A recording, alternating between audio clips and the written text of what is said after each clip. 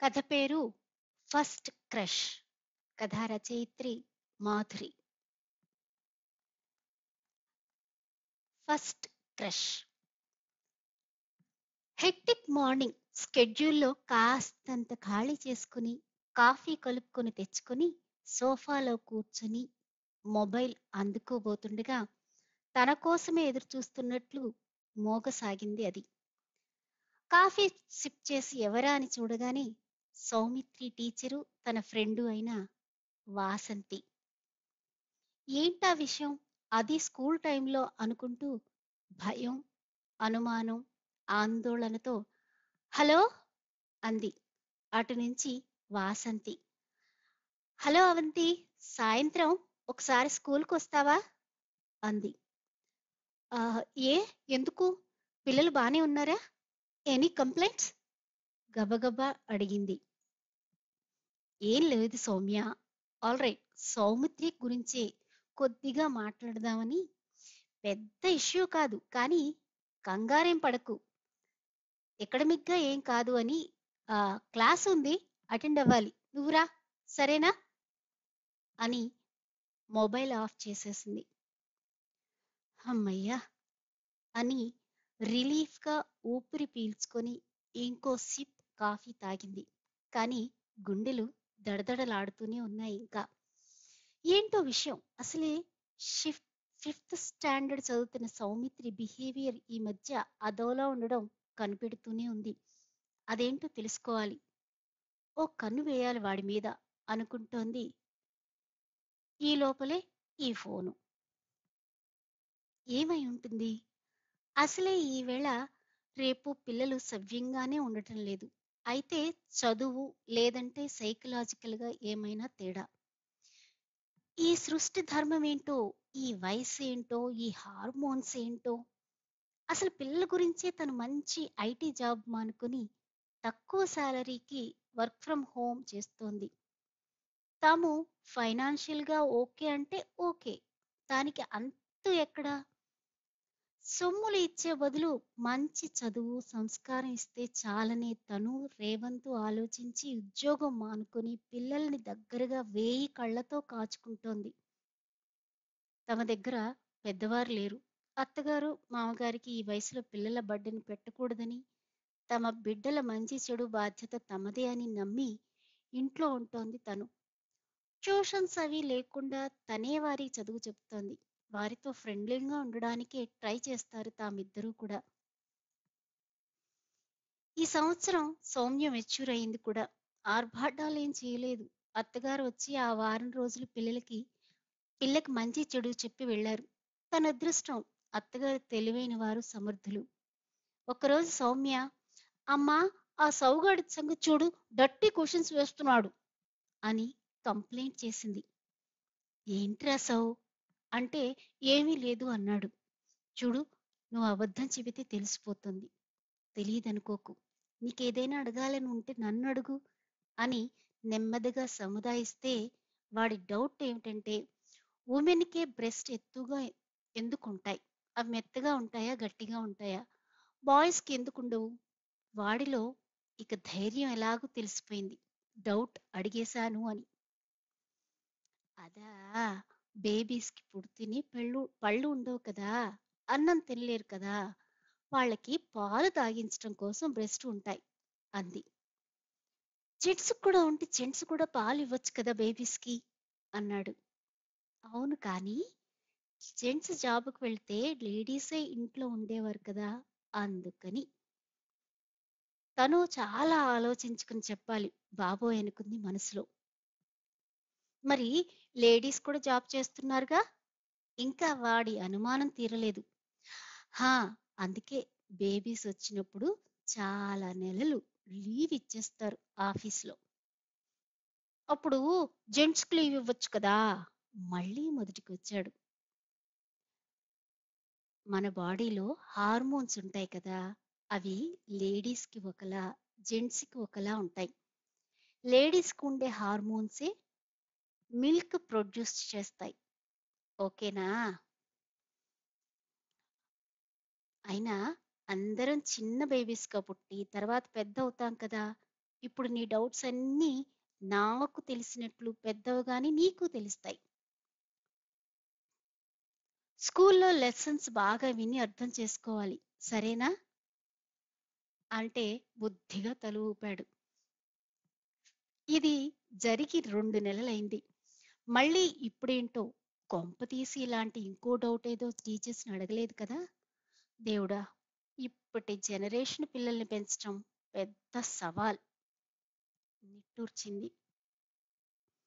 అన్యమనస్కంగానే పనులు, భోజనం అయ్యాయనిపించి 3కి స్కూటీ మీద బయలుదేరి స్కూలుకు వెళ్ళింది. వాసంతి ఫ్రీ అయ్యేసరికి 4. ఒక ఖాళీ క్లాసు ఒక ఖాళీ క్లాస్ రూమ్‌లో కూర్చున్నారిద్దరూ టీ తాగుతూ. వాసంతి నాన్చలేదు విషయం. ఈ కరోనా వచ్చాక పిల్లలు ఎలా తయారయ్యారో తెలిసిందే కదా నీకు. సెకండ్ క్లాస్ పిల్లల దగ్గర నుంచి లవ్ మాటలు ఎలా హ్యాండిల్ చేయాలో కూడా అర్థం అవ్వడం లేదు. టీచర్‌గా జాబ్ కంటే కత్తిసాము, కర్రసాము నేర్చుకోవడం బెటర్. ఆడపిల్లలందరూ హీరోయిన్స్, మగ పిల్లలందరూ హీరోస్‌లా ఫీల్ అవుతున్నారు. ఫిఫ్త్ క్లాస్ పిల్లలైతే చిన్న చిన్న చిట్స్, గిఫ్ట్స్. అప్పటికి ఈ మధ్య ప్రతి క్లాస్‌కి ర్యాండమ్‌గా అలాంటి పనులు చేయడం మంచిది కాదని వార్నింగ్ ఇచ్చాం. సౌగాడు కూడానా? అప్పుడే నాకెందుకు చెప్పలేదు వాసంతి? పాలిపోయిన మొహంతో బేలగా అడిగింది అవంతి. సౌ ఆ లిస్ట్‌లో లేడులే. అయినా అంత ఈజీ అనుకుంటున్నావా?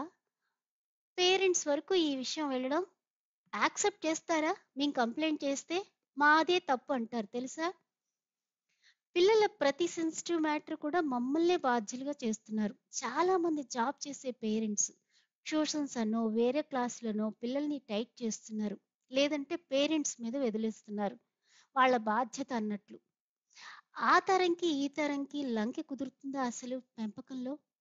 వీళ్ళు ట్యూషన్ అయ్యి, వాళ్ళ ఆఫీస్‌లో అయ్యి, ఇంటికి చేరుకునేసరికి మినిమమ్ 7 అవుతుంది. ఇంకా రిలాక్స్ అవ్వడానికి పెద్దవాళ్ళతో పాటు ప్రొలాంగ్డ్ సీరియల్సో, లేదంటే కామెడీ షోస్ పేరు చెప్పి నానా చెత్త మాట్లాడి వెకిలి వేషాలు వేసే షోసో చూస్తారు. అవి ఇక్కడ స్కూల్లో అప్లై చేస్తారు. మేము ఎన్నని చూడగలం? చదువే చెప్పమా? వీళ్ళ బిహేవియర్స్‌ని కనిపెట్టుకుని ఉండమా? అందరూ కాదు కానీ క్లాస్‌కి ఒకరో ఇద్దరో రచ్చ చేసే పేరెంట్స్ ఉంటారు. మాకు మినిమమ్ రెస్పెక్ట్ కూడా ఇవ్వరు. వాళ్ళ పిల్లలే అమాయకులంటారు. మేము చెప్పేది వినిపించుకోరు. On top of the school name కూడా బ్యాడ్‌గా ప్రొపగండా చేసేస్తారు. అక్కడి నుంచి మేనేజ్‌మెంట్ మా మీద ప్రెషరు. బతకలేక బడిపంతులు అన్న సామెత ప్రస్తుతం మాకు బాగా వర్తిస్తోంది. ఇంకొక రకంగా. ఇంతకీ మీ వాడు నివేద మ్యామ్‌కి లవ్ లెటర్ రాసాడు. అందుకే నిన్ను పిలిచాను అంది వాసంతి. ఆ! నోరు తెరిచింది అవంతి. అంత ఆశ్చర్యపోకు లవ్ లెటర్ అనగానే అదే వాడి ఉద్దేశంలో లవ్ లెటర్. మన దృష్టిలో ఇన్నోసెన్స్ అంతే. నివేదాకి ఏం చేయాలో తెలియక నాకిచ్చింది. సరే నువ్వు తెలుసు కదా అని పిలిచాను అని ఆ లెటర్ ఇచ్చింది. ముత్యాల్లాంటి అక్షరాలతో ఇంగ్లీష్‌లో తనకి ఆ టీచర్ అంటే క్రష్ అని, క్రష్ అంటే కూడా తనకి తెలీదని, టీచర్‌నే చెప్పమని, టీచర్ బావుంటారు, జడ బావుంటుంది, కట్టుకునే శారీస్ కలర్స్ బావుంటాయని, లెసన్ బాగా చెప్తారని, ఇలా రాసి లవ్ సింబల్ అటాచ్ చేశాడు. వేరే పింక్ పేపర్‌తో చిన్న గ్రీటింగ్ కార్డ్‌లా చేసి ఇచ్చాడు. కంగారు పడకవంతి. పిల్లలంతా ఇలానే ఉన్నారు. జాగ్రత్తగా డీల్ చేయండి. ఈ విషయాన్ని నువ్వు రేవంత్ కలిసి బ్రైట్ స్టూడెంట్. మీరు కూడా అవేర్‌నెస్ ఉన్న parents. Pinning at the bud stage అని నీతో ఇదంతా. ముందా కంపలంటుకున్న మొహంతి వాట్ టు డూ అన్నది ఆలోచించు. తొందరపడకు. జాగ్రత్తగా హ్యాండిల్ చేయాలి. ఇలాంటి విషయాలని అని ఎక్స్‌పర్ట్స్ చెప్తున్నారు. ఓకేనా? ఇంక బయలుదేరదాం అని లేచింది. ఆలోచించుకుంటూ ఇంటికొచ్చింది. సౌమ్యతో జనరల్‌గా మాట్లాడితే, "ఆ! ఇదంతా కామన్ అమ్మా. నాకు ఒకడు రాసాడు. నువ్వే ఉంచుకో" అని ఇచ్చేశాను. మా అమ్మ వచ్చినప్పుడు ఇవన్నీ షేర్ చేస్తే అలా ఎలా హ్యాండిల్ చేయాలో చెప్పింది అంది. గతుక్కుమంది ఓరిని అనుకుంటూ. ఆ రాత్రి రేవంత్‌తో మాట్లాడింది. ఏం చేయాలో నిర్ణయించుకున్నారు. మర్నాడు సాటర్‌డే. సౌ రాసిన కార్డుని కనిపించేలా టీవీ దగ్గర పెట్టి వాళ్ళిద్దరూ అక్కడే కదలకుండా కూర్చున్నారు. తత్తరపడ్డాడు. ఆ కార్డ్ ఎక్కడికి ఎలా వచ్చిందో తెలియక. అనీజీగా తిరుగుతున్నాడు. ఇక చివరికి ఇలా రా సౌమిత్రి పిలిచాడు రేవంత్. సీరియస్ మ్యాటర్ అయితేనే అలా పిలుస్తారు నాన్న. వచ్చాడు బెదురుగా. ఆ కార్డు తీసి ఇలా అయ్యి వణుకుతున్న చేతులతో ఇచ్చాడు. తీసి చదువు అందులో ఏముందో అన్నాడు రేవంత్. సారీ నాన్న, వద్దు, అది అది అని నసుకుతున్నాడు. భయపడకు రాసావు. ఇలా రా, నా పక్కన కూర్చో. పోనీలే చదవద్దు గాని ఎందుకు రాసావో చెప్పు. మనిద్దరం ఆ రోజు మాట్లాడుకున్నామా, అలాగే మాట్లాడుకుందాం, ఓకేనా అంది నెమ్మదిగా అవంతి. అది ఆహ్, అది మరి మనం చూసే టీవీ షోస్ అన్నిటిలో అంటే సినిమా యాక్టర్స్ని ఇంటర్వ్యూ చేస్తూ మీ ఫస్ట్ క్రష్ ఎవరు అని అడిగితే వాళ్ళు ఏవేవో పేర్లు చెబితే క్లాప్స్ కొట్టి జోకులేస్తారు కదా, మనము నవ్వుతాం కదా. అందుకే నాకు ఓ ఫస్ట్ క్రష్ ఉండాలని అన్నాడు. నవ్వు వచ్చింది ఇద్దరికి. అంతలోనే బాధ వచ్చింది. వీళ్ళ కోసం తాము టీవీ చూడటం మినిమం చేసుకుంటే కూడా ఎక్కడ చూశాడో వీడు. అదే అడిగితే coffee with Karan, Kapil Sharma show, Indian Idol, ఆలీతో సరదాగా ఇవన్నీ కూడా ఈ ప్రశ్న లేకుండా అవడం లేదు. మొన్న నాకు ఇష్టమైన అల్లు అర్జున్ కూడా శృతి పేరు వింటే నాకు నా ఫస్ట్ క్రష్ గుర్తొస్తుంది అన్నాడు కదా, అలానే నాకు. అంతే. ఇద్దరూ నోట మాట లేకుండా ఉండిపోయారు. ఎవరిని ఎక్కడ ఎలా ఎంతవరకు ఆపగలం? ఒక స్థాయి, చదువు, సంస్కారం ఉన్న తమకే ఏం చెప్పాలో, ఎలా హ్యాండిల్ చేయాలో తెలియకపోతే ఎంతమంది తల్లిదండ్రులు ఈ ప్రోగ్రామ్, సీరియల్స్ విచ్చలవిడిగా పిల్లల ఎదురుగా చూస్తున్నారో వాళ్ళ భవిత ఏమిటో.